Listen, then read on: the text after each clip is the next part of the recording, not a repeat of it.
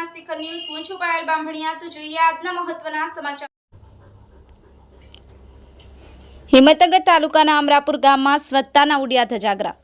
અમરાપુર ગામના સરપંચને ગ્રામજનોના પ્રશ્નને ધ્યાને ના લેતા ગ્રામજનો દ્વારા જિલ્લા વિકાસ અધિકારી અને તાલુકા વિકાસ અધિકારીને લેખિતમાં અરજી કરવામાં આવી।